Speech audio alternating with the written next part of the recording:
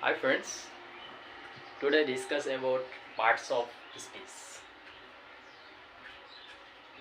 Yesterday we already discussed about what is grammar, what is letters, what is word, what is sentence. So today discuss about parts of speech. So parts of speech মানে হল পদ। আমি যদি এই sentence parts of স্পিচটো যদি অলপ বহলাই চাব যাওঁ তো পার্টস মানে কি অংশ মানে ৰ স্পিচ মানে কথা বতৰা আমি যে কথাবিলাক কওঁ সেই কথা বতৰাত কি হয় এটা এটা অংশ এটা এটা পদ এটা এটা ৱৰ্ড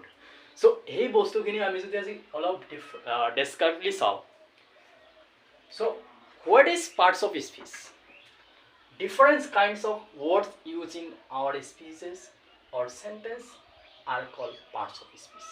এই যে আমি কথাবিলাক কওঁ ইয়াৰ যিবিলাক ৱৰ্ড আছে শব্দ আছে সেই শব্দবিলাকক কি কোৱা হয় এটা এটা পাৰ্টছ অফ স্পিচৰ অংশ বা এটা এটা পাৰ্টছ অফ স্পিচ বুলি ক'ব পাৰি এই পাৰ্টছ অফ স্পিচ হ'ল 8 প্ৰকাৰৰ আমাৰ অসমীয়াত আছে 5 প্ৰকাৰৰ ইয়াতে ইংৰাজীত আমি পাম 8 প্ৰকাৰৰ so kinds of parts of speech বুলি কোৱাৰ লগে লগে আমি 8টা কাইন্ডস পাম এক নম্বৰ হ'ল noun pronoun adjective verb adverb preposition interjection and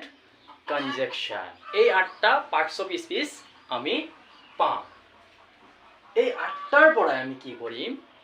এই যে আমি সেন্টেন্স এটা লিখো এটা বাক্য লিখো এই বাক্যটোৰ ভিতৰত প্ৰতিটো ওয়াৰ্ড এটা এটা পদ এটা এটা আমাৰ পদ হ'ব এটা হলে এটা হ'ব পাৰে নাউন আৰু এটা pronoun হ'ব পাৰে কেতিয়াবা adjective হ'ব পাৰে verb হ'ব পাৰে adverb হ'ব পাৰে preposition হ'ব পাৰে conjunction হ'ব পাৰে অথবা interjection হ'ব পাৰে সো এই বিষয়ে আজি আমি অলপ ডেসক্ৰাইবলি আলোচনা কৰিম বলক অলপ নকৰি ভিডিওটো আৰম্ভ কৰোঁ সো নাউন মানে হ'ল বিশেষ্য নাউন মানে অসমীয়াত কোৱা হয় বিশেষ্য নেমিং words are nouns মানে নাম মাত্রেই নাউন মানে আমার যিকোনো নাম আমার যিমান নাম আছে এই নামসমূহ কি হয় এটা নাউন হয় ফর এক্সাম্পল যদি আমি চাও ৰীতা ৰীতা এজনী ছোৱালীৰ নাম তো ৰীতা এটা নাম হয় সাপোজ এটো কি পেন পেন এটা নাম এটো এটা নাউন For example, mobile. এটি এটা নাউন মোবাইল এটা নাম হয় সো নাম মাত্রে নাউন বুলি কোৱা হয় the naming words are noun okay next আহিছো আমি pronoun pronoun কোনবিলাক pronoun হল সৰ্বনাম মানে pronoun হল নামৰ সলনি নামৰ এক্সচেঞ্জ যি পদ ব্যৱহাৰ কৰা হয় তাক pronoun বুলি কোৱা হয় words used for nouns to avoid its repetition কি কৈছে যে আমি নাউনক এভয়েড করি যেটো পদ ব্যৱহাৰ কৰা সেই পদটো কি কোৱা হয় pronoun বুলি কোৱা হয় সো ফৰ এক্সাম্পল আমি যদি এটা এক্সাম্পল চাও যে ৰীতা এই ৰীতা নামৰ এজনী ছোৱালী এটো এটা নাম এই নামৰ আমি যদি pronoun কৰো তেতিয়া হলে আমি কি কৰিব পাৰিম she ছোৱালী মানুহৰ নাম যদি আমি pronounত চেঞ্জ কৰো she হয় লৰা মানুহৰ নাম কি হয় he হয় আমি এটা এক্সাম্পল লব পাৰো যে she he them it their so all of pronoun okay আমি pronoun টো বুজি পালো নেক্সট আমি আহিছো adjective adjective কি বস্তু adjective মানে বিশেষণ এটা হল বিশেষণ তো words that qualify nouns or pronouns যে এটু কি কোৱা হৈছে যে adjective হল noun বা pronounৰ কি কৰে দুখ গুণ আকাৰ আকৃতি ৰং আদি বুজোৱা পদক adjective বুলি কোৱা হয় তো আমি যদি চাওঁ এডজেক্টিভ বুলি কোৱাৰ লগে লগে সাপোজ এই ৰীতা কি কৈছো আমি নাউন লৈছিলো ইয়াৰ প্ৰনাউনটো কি লৈছো she এই সেন্টেন্সটোৰে কি কৰিম যদি আমি এটা সেন্টেন্স লিখো সাপোজ ইয়াতে যদি আমি এটা সেন্টেন্স লিখো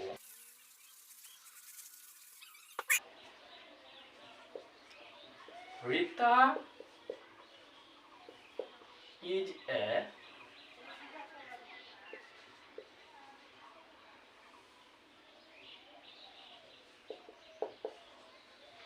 beautiful girl. তো আমি এই এক্সাম্পলটো যদি চাওঁ ইয়াৰ ভিতৰত কি কি আছে চাওঁ আমি পঢ়ি আহিছো নাউন মানে নাম ওকে ৰীতা এটা নাম হয় এইটো এটা নাউন তো আৰু কি আছে আৰু নাম আছে নেকি আছে এটা কি গাৰ্ল মানে ছোৱালী এটা নাম হয় এইটো এটা নাউন সো ইয়াতে কি কৈছে আমাৰ এডজেক্টিভটো কি কৈছে যে নাউন বা প্ৰনাউনৰ দুখ গুণ আকাৰ আকৃতি ৰং আদি বুজোৱা পদক এডজেক্টিভ বুলি কোৱা হয় সো ইয়াতে কি দুখ গুণ কি হেৰি বুজাইছে এটো চাম বিউটিফুল এইটো এটা গুণ বুজাইছে ছোৱালীজনী বহুত ধুনীয়া তাৰ মানে ইয়াতে গুণ বুজাইছে সো এটো কি হ'ব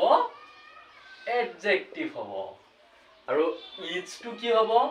এটো কি হ'ব পিছত আহি আছো ঠিক আছে সো নেক্সট আহিছো কি ভাৰ্বটো কি হয় ক্ৰিয়া ভাৰ্ব কি কৈছে ক্ৰিয়া words that express action কোনো এটা কাম সম্পূৰ্ণ কৰাকে সমাধান কৰাকে ভাৰ্ব বুলি কোৱা হয় বা ক্ৰিয়া বুলি কোৱা যে ভাৰ্বটো এনেকুৱা এটা বস্তু if you write any sentence then you have to need a verb you cannot write any sentence without verb যদি তোমাৰ সেই সেন্টেন্সটোত কোনো ভাৰ্ব না থাকে তেতিয়াহ'লে তুমি কোনো সেন্টেন্স লিখিবই নোৱাৰিবা সো যদি এটা সেন্টেন্স লিখিব যোৱা কোন প্ৰথমতে তোমাৰ ভাৰ্বটো লাগিব ভাৰ্বটো হ'ল ক্ৰিয়া words that express action যেটো কোনো এটা কাম সম্পূৰ্ণ কৰাকে সাপোজ মই ইয়াতে থি হৈ আছো এটো এটা কাম আপোনালোকে চাইছে ভিডিওটো এটো এটা কাম বা মই গৈ আছো এটো এটা কাম মই খাই আছো এটো এটা কাম সো এইবিলাক কামক কোৱা হয় এটা ভাৰ্ব সো ইয়াতে যদি আমি কওঁ ইয়াতে ভাৰ্ব আছে নিশ্চয় আছে এই যেটো আছে ইজটো এটা ভাৰ্ব কাৰণ সো ইজটোৰ মিনিংটো ইয়াতে নাই কাৰণ ৰীতা এজনী ধুনীয়া ছোৱালী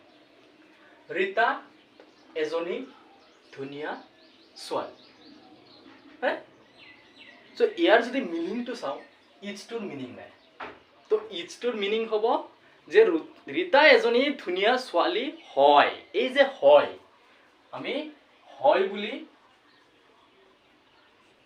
আমাৰ অসমীয়াত উজ্জ হৈ থাকে কিন্তু ইংৰাজীত আমি লিখিব লাগিব so Rita is a beautiful girl ইয়াৰ ভিতৰত ইজটো হ'ল ভাৰ্ব ওকে আমি ভাৰ্বটো ধুনীয়াকৈ বুজি পালো নেক্সট আমি আহিছো এডভাৰ্বটো কি হ'ল ক্ৰিয়া বিশেষণ যে words that modify verbs and adjective কি কৈছে এডভাৰ্বটো যে আমাৰ ভাৰ্ব বা এডজেক্টিভৰ দুখ গুণ বুজে ভাৰ্ব বা এডজেক্টিভৰ দুখ গুণ বুজোৱা পদক এডভাৰ্ব বুলি কোৱা হয় সো ইয়াতে চাবা মই এটা এডজেক্টিভ লগাই দিম ইয়াতে Rita is A very beautiful girl Rita is a very beautiful girl Rita এজনী বৰ ধুনীয়া ছোৱালী সো এই যে বৰ বহুত ধুনীয়া এই যে বৰ ধুনীয়া সো এই বৰটো হ'ল এডভাৰ্ব কাৰণ এডজেক্টিভটোৰ কি কৈছে এটা গুণ বুজাইছে মানে ধুনীয়া তাতোকৈ ধুনীয়া বুজিছে সো এইখিনি আমাৰ এডভাৰ্বত ইউজ কৰা হয় ওকে আমি আলোচনা কৰিলো নাউন প্ৰনাউন এডজেক্টিভ ভাৰ্ব এডভাৰ্ব সো এতিয়া আহিছো আমি প্ৰিপজিশন মানে অব্যয় প্ৰি মানে আগত পজিশন মানে স্থান মানে আগৰ স্থান ক'ত আগৰ স্থান এটো চাই লও যে words which are placed before noun and pronouns to show their relation with other words in a sentence মানে এটা সেন্টেন্সৰ ভিতৰত এটা বাক্যৰ ভিতৰত আমি আদাৰ ওয়াৰ্ডসৰ বিলাকৰ লগত বেলেগ শব্দৰ লগত যেতিয়া আমি নাউন বা প্ৰনাউনৰ কি কৰিম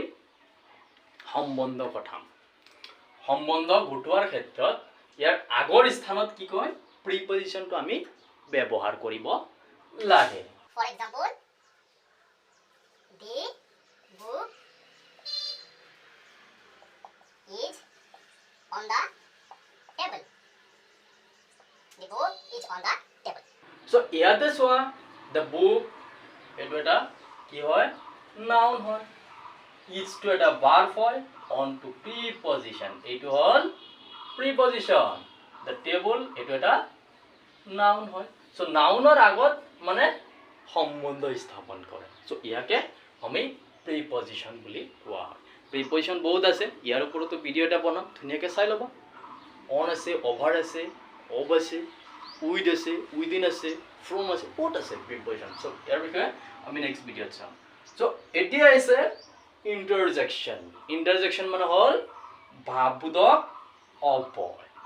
মানে যি বাক্যে আমাৰ মনৰ ভাৱ প্ৰকাশ কৰে ফৰ এক্সাম্পল চোৱা words that express feelings মানে আমাৰ মনৰ ভাৱ প্ৰকাশ কৰে feelings প্ৰকাশ কৰাকে interjection বুলি কোৱা হয় For example, oh God, save us.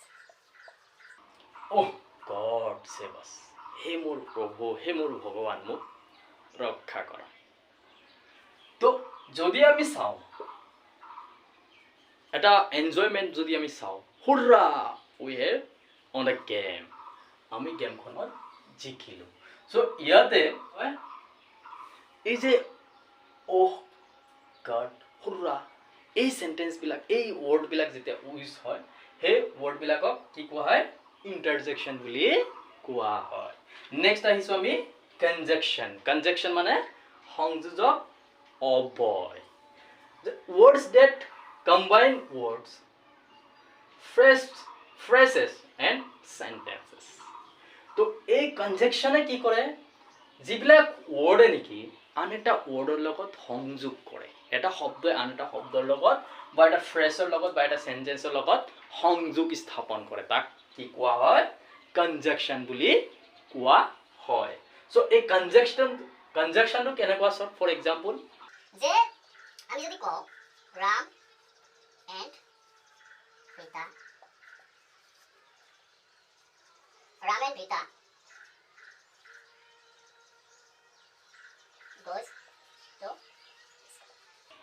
Ram and Rita goes to school তো ইয়াতে চোৱা কনজাংশনটো কি কৰিছে এই ৰামটো এটা নাউন হয় ৰিতাটো এটা নাউন হয় goes to এটা ভাৰ্ব হয় to এটা প্ৰিপজিশন হয় স্কুল এটা নাউন হয় সো এই যে মাজত এন্ড লগাই দিছে সেই এন্ডটো হল কনজাংশন এটো হল কনজাংশন সো ডিয়াৰ ফ্ৰেন্ডস আপোনালোকে পাৰ্টস অফ স্পিচৰ বিষয়ে ধুনিয়াকে জানিলে যে পাৰ্টস অফ স্পিচ কি পাৰ্টস অফ স্পিচ একচুয়ালি আমি কেনেকে ইউজ কৰিব পাৰো ইয়াৰ বিষয়ে মানে প্ৰত্যেকটো পাৰ্টস অফ স্পিচৰ যিকেইটা কাইণ্ডছ আছে ইয়াৰ বিষয়ে মই ধুনিয়াকে আলোচনা কৰিম বাৰু তো ইয়াতে সামগ্ৰিক জ্ঞান এটা লৈ থক যে পাৰ্টস অফ স্পিচ নোহোৱাকে আমি গ্ৰামাৰ পঢ়িবই নোৱাৰি গ্ৰামাৰ পঢ়িবলৈ হলে বা যিকোনো এটা সেন্টেন্স বনাবলৈ হলে আমাৰ পাৰ্টস অফ স্পিচটো খুবেই প্ৰয়োজন সো পাৰ্টস অফ স্পিচটোৰ বিষয়ে আমাৰ নলেজ থকাটো জ্ঞান থকাটো খুবেই সবৰে প্ৰয়োজনীয় সো এখিনিতে মোৰ ভিডিওটো সমাপ্ত কৰিলো আৰু অহা ভিডিওবিলাক চাই থাকিব বহুত ধুনীয়া ভিডিও বনাবলৈ চেষ্টা কৰিম সো ধন্যবাদ